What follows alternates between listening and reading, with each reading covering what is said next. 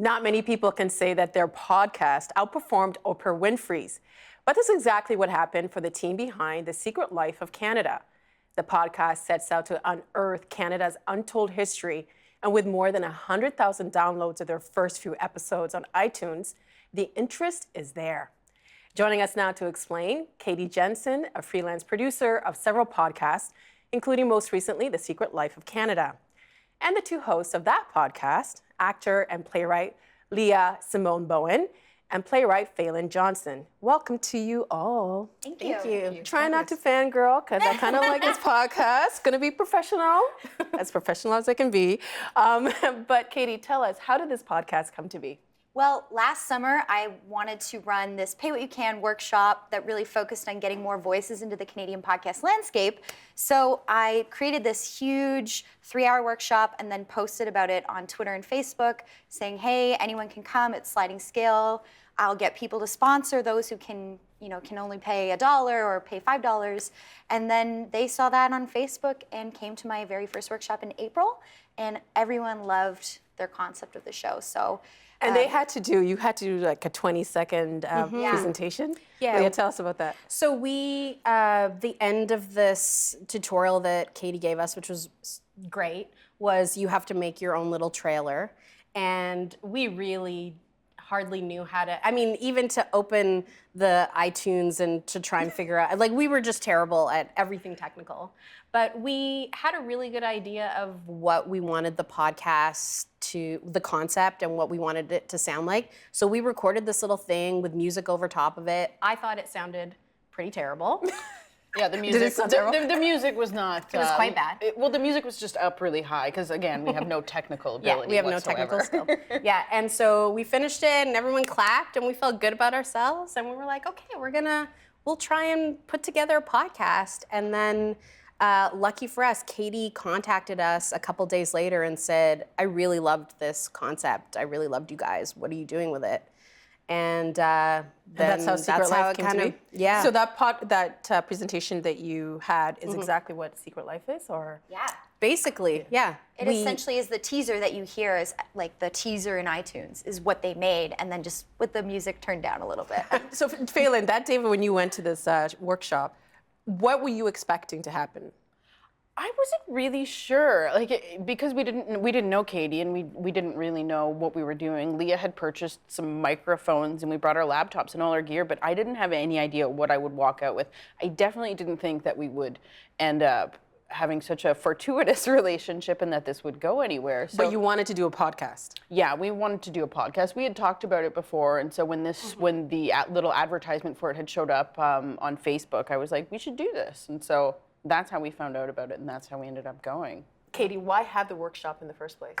I don't know. I kind of get these ideas late at night, and then I'm like, maybe I should do this, and then sometimes they end up being like the best ideas. So I think it was like a Sunday night, and I was like, what if I did this Pay What You Can workshop? Because I had kind of been doing freelance work I had just left Canadaland in January, and 3 months later, I was working on some freelance projects, but really wanted to work with some new people. And the best way to make new friends and meet new collaborators is just kind of doing a blind call out. And I found that there's a huge response on Twitter. I think I got 60 signups in the wait list that night. And then by the time I had the first workshop, there was 120 people on the wait list. And then, by the time the second one was rolled around, 200 people. So people really wanted to come to this workshop. And I think I just really wanted to see more interesting work being made. And when you say interesting, what do you mean? I mean, when we think about Canadian podcasting, we think of CBC and we think of the offerings from other legacy broadcasters, the print companies that have their own podcast offerings. Maclean's has dabbled in podcasting, Hazlitt has, the Star has its podcast, the Globe has tried podcasting, the National Post has tried podcasting, but it's really hard to find Canadian podcasts if you don't know what you're looking for and who you're looking for. And so I really just wanted to see more people who were telling stories that were specifically Canadian instead of trying to hunt down and just find podcasts that were interesting and then kind of parsing through their Twitter bios to see if it was a Canadian show. And it's important for you if they're women too, right? Oh yeah, definitely. I really want to work with women. I think there's just something inherently more collaborative and empathetic about working with other women, and it's just it's just a lot of fun to work with these girls. It's like they're like the best collaborators to work with. Do you still have the workshops? I did 10 since last April, and I really want to do more this year, but I want to wait until I have a studio space of my own so that I can actually teach the workshops and then take people into the studio and say, hey, here's how to actually use this microphone that we just spent all this time talking about, instead of holding up a diagram and saying, here are the different kinds of microphones you can use, and then, instead of trying to use like a tabletop mic, here's an actual studio microphone.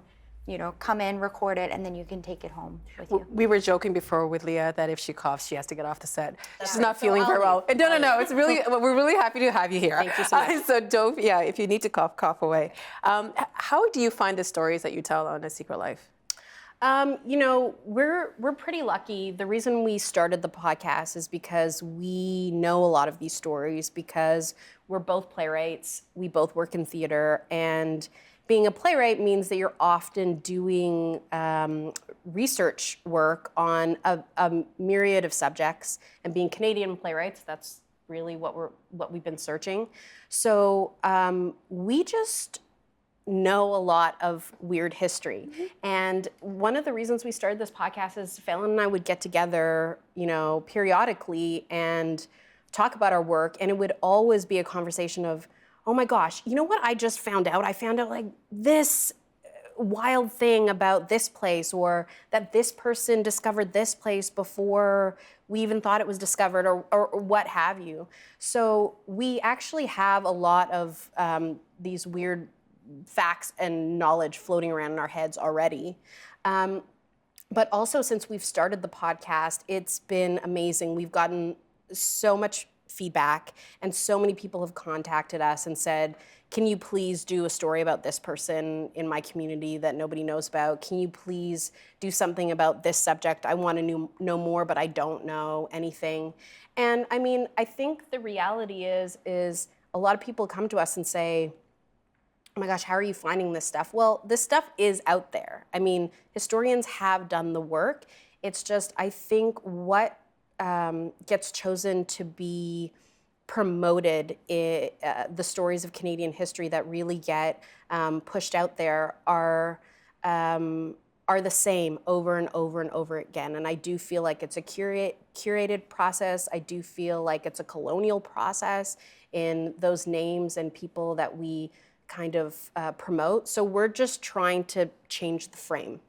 And your first episode featured a place that a lot of Canadians go to vacation. It's beautiful, It's wonderful, and it was called The Secret Life of Banff. Falen, what did you find out? Well, I mean, what I had known about Banff prior to getting there, I've had the opportunity to visit Banff a few times now, and I didn't really know much at all. What I knew was I knew a little bit of history about the hotel. I knew about the artists' residency space there and the work that they do, but that was pretty much it. I had known that there was some history about internment, but I didn't really learn anything until we started to sort of delve into that research and really look into it. And I found it so fascinating. I just listened to it again recently, and it's always, it's fun to visit back, which feels like a million years ago now. But listening back to it, just the simplicity of the history and the knowledge that those trails that people walk down, that tourists hike down, were carved out by people who were interned. Just knowing that the space where your feet lands is the space where somebody who was forcibly made to create that space for us to enjoy our, Canadian life of leisure, so we can go skiing or walk to the hot springs or, and that's just something that people don't think about. So just the simplicity of facts like that, I find those are the things that really sort of touch my heart and sort of really make me think about where I am in this country and my responsibility to this land. And Falen, you mentioned internment camps. Who was interned, Leah? So specifically, the camp that we're talking about is near the Cave and Basin in Banff, and it was primarily Ukrainian interned people. They were called enemy aliens. During World War I, there were probably around 24 internment camps across Canada that interned these enemy aliens, which were mostly Eastern European descent, because that's who we were at war with at the time, and mostly Ukrainians.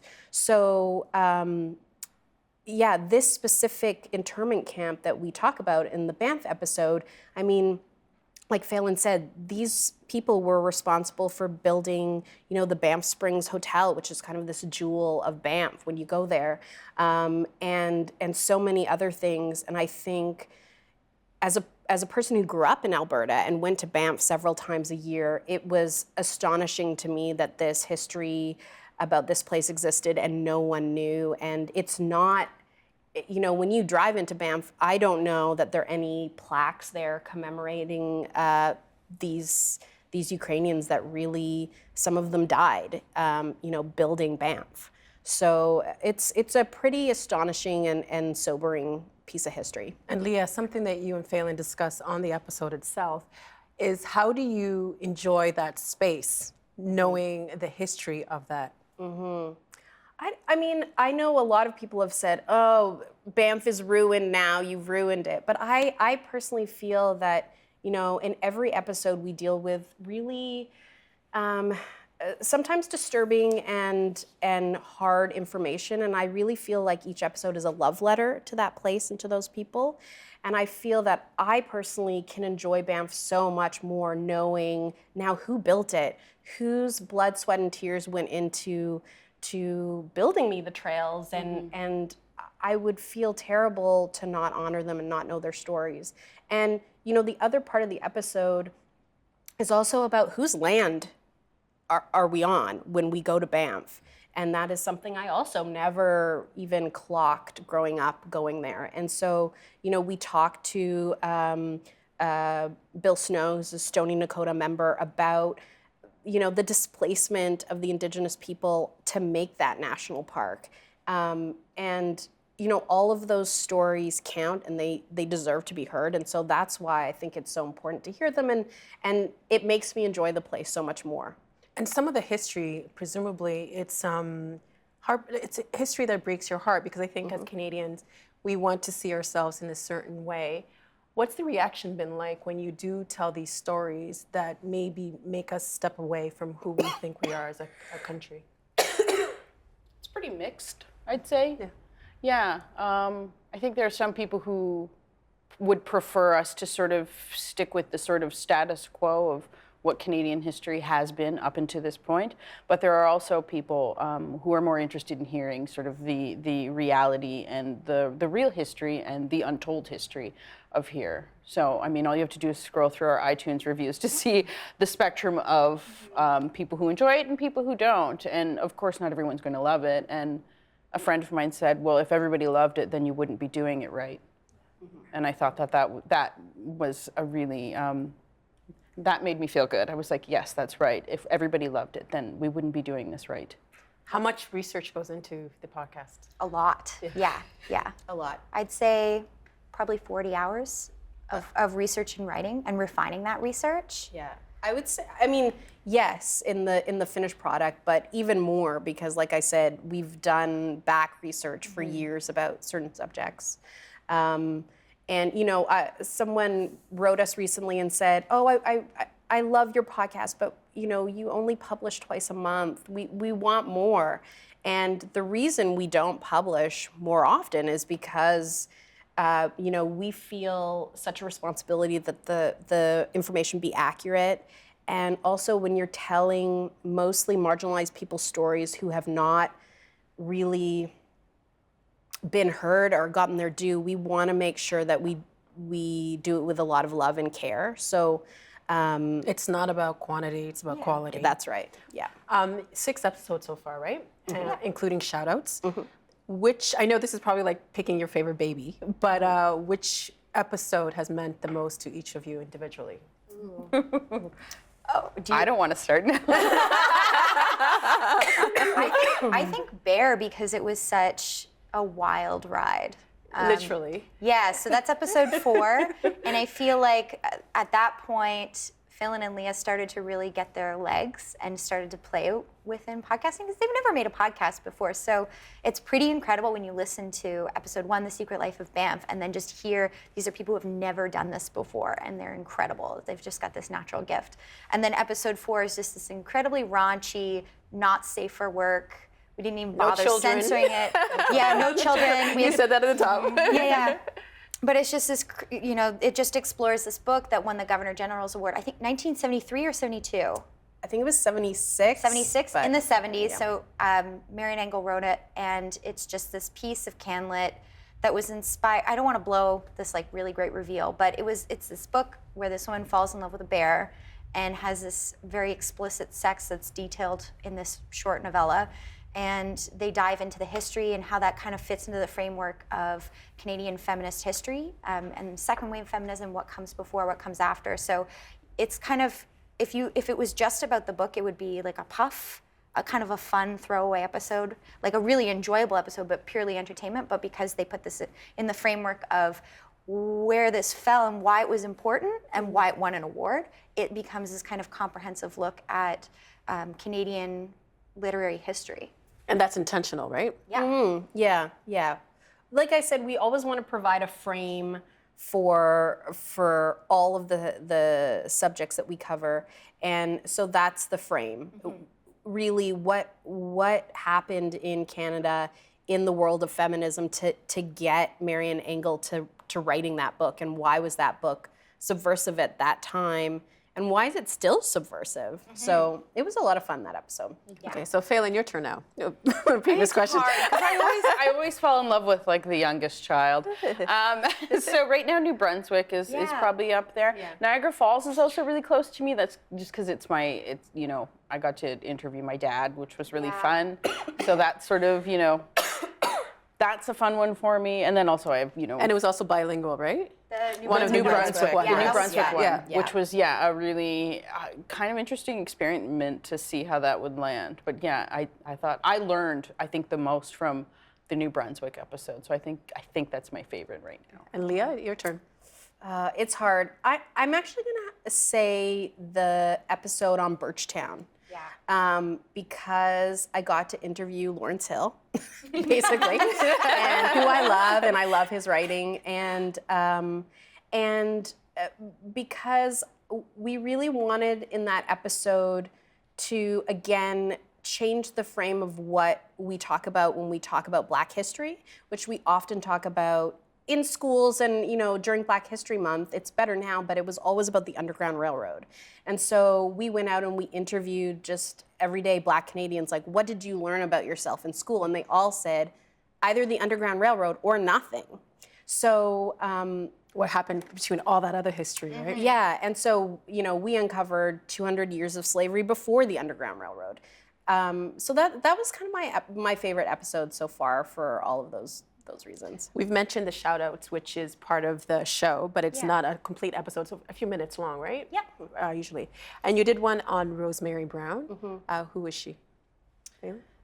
I'm gonna let Leah take this Okay. one. This was Leah's show now. Rosemary Brown was amazing. She was the first Black woman to run for the leadership of a federal party, for the NDP. And not only that, she was an advocate for women, she was an advocate for brown and Black people and Indigenous people at a time when, there were very few Black and brown women on the scene politically. And so her impact in Canada was so huge, but again, she's a person I had never heard of until probably about 2 years ago. And I know that's changed in the Canadian school system now. I have a sister who's a teacher, and they're doing a great job at kind of promoting and pushing out a lot of women in Canada that we don't usually hear about. But Rosemary Brown, she really touched a chord with me. I mean, her slogan when she ran for the federal leadership was "Brown is better," which, I mean, that is so badass. Yeah. That, in the late 70s, early 80s, that was her slogan, and she was unapologetic and powerful, and someone that I feel that we all should know more about. Well, thank you, because I learned about her from listening to your podcast. So, Great. Falen, why do you think these histories, such as like Rosemary Brown's, are so undertold? Because I think for the majority of our time as a country, history has been written by white men. Our stories aren't written down. Our stories aren't told. because it would give us too much power. So you think it's intentional? I think so, yeah, definitely. We are still under the thumb of colonialism, and I think that that's a scary thing. We're at a time right now where it seems like things are shifting and really unsettled. So I think it's intentional. I think it's a power move, and I think part of the reason why we started this was to start to disrupt that power. You know, I think of the young Cree man who was just, shot, and the not guilty verdict that was just handed down. And it's a really hard time right now for Indigenous people in this country with this verdict happening for Colton Bushy and his family. But his family's in Ottawa right now, right? So, and the Prime Minister made this really interesting statement. So I'm really curious to see how much we have changed post Canada 150. I'm really curious to see, and I think part of telling these histories and telling these stories will help to give people a different set of knowledge, and a different set of skills to understand who we are, where we come from, and how it's still impacting people in this country today. And it must be powerful to realize that you are part of a conversation that's getting people talking. Katie? Oh yeah, absolutely. It's so exciting because, first of all, just from like a producer's perspective, to get people to engage with your content can be challenging, right? To say, hey, did you like this episode? Talk about it online. Producers struggle with this all the time, but the fact that people are going out of their way to talk to us about their stories and challenge some things and reinforce others and kind of bring stuff to knowledge that we may have missed or is like adjacent, that's very exciting. And it's so inspiring too to find out this information and learn these histories and make you reconsider your own position within the framework of Canadian history. I know some of the topics are very, they're hard to talk about. I think that's why you're probably doing it. But you also get to see your personalities. We get to see Falen's personality. We see Leah's personality. So is that intentional as well? Yeah, I think, the way that we talk on the podcast is the way that we talk, and that is the way that we discuss history. I don't think we ever wanted to censor ourselves or try and do kind of a staid history lesson, because that's certainly not how I like to consume history. And I think, a lot of people have commented, oh, it's strange, you do this history podcast, but you also make jokes about things. And that was intentional because a lot of this information is so hard, and because we're dealing with a lot of marginalized groups who don't get to hear their stories, but also this information a lot of times is about trauma. And we don't want to re-traumatize people. A lot of times the way history is delivered, because it's so divorced, it can be even harder to hear. So we use humor as a tool. Mostly because that's how we talk, but also we want to kind of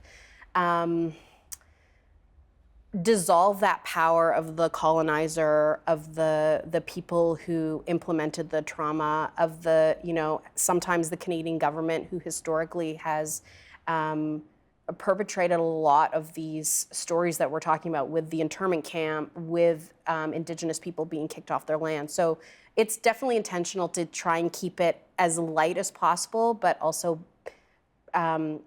being mindful that we're telling a really delicate, serious thing. Yeah, we want people to listen.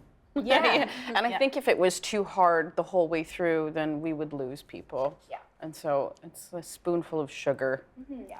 And you're both playwrights, right? Why did you choose a podcast to tell these stories? Immediacy. Yeah. Mm-hmm. Plays take a long time to develop, and they take a lot of people to put on. And so while that's great and we love that, there was something about, I think, Canada 150 when we were talking about it, that it just seemed so urgent to do it right then, because there was a lot of misinformation and a lot of, great things about Canada being promoted, but we weren't really seeing all of these stories that we know. So we thought, well, this will be the fastest way to get this out there. Hopefully someone will listen and we'll take it from there. And it turns out people did. How many?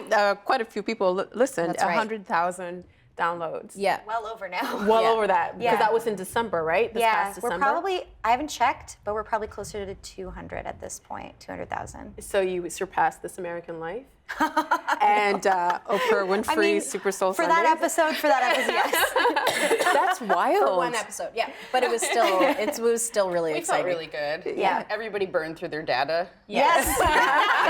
It was a long weekend, and we were like, okay, well, my phone bill is going to be $200 because I was like, it was amazing to watch it go up and up and up the charts, and we certainly did not expect that at all. I mean, I think Katie had done a really great job at managing our expectations of how many people listen to a Canadian podcast. So she said, probably at most like 2,000 people. If you can hit that, we're doing really great, and power to you. And then when we even got on the charts of iTunes, we were like, yay, we're on the charts of iTunes. We're 101 or whatever. And then it just kept going up for days. It was pretty astonishing. And I'm thinking you probably don't have the same kind of budget like Oprah, right?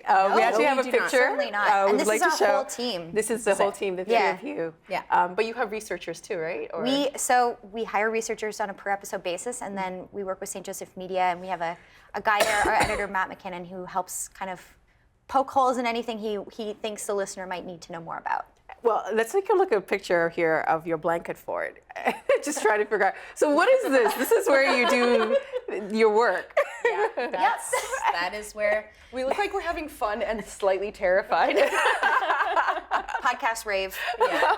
So what's the purpose of the blanket? Like, Oh, it's to minimize reflection. So Leah has a gorgeous condo. It's just beautiful. And you also have snacks as well, which is great. But because it's in a condo, as many probably viewers and listeners do live in condos in Toronto, they are extremely, extremely reflective, which means that echo and bounce happen all the time, and that can make editing really hard. So if you need to cut a sentence, you're going to be cutting that refraction, and it's going to sound weird to the ear. So to make it as easy for me to edit as possible, we have this blanket fort, and we bring our laptops in there and the mics on tripods, and it can, it's kind of hard to make the blanket not touch anything, because if it brushes the mic, then you get that, right? So it's a lot of, oh wait, let's just prop that up a little higher.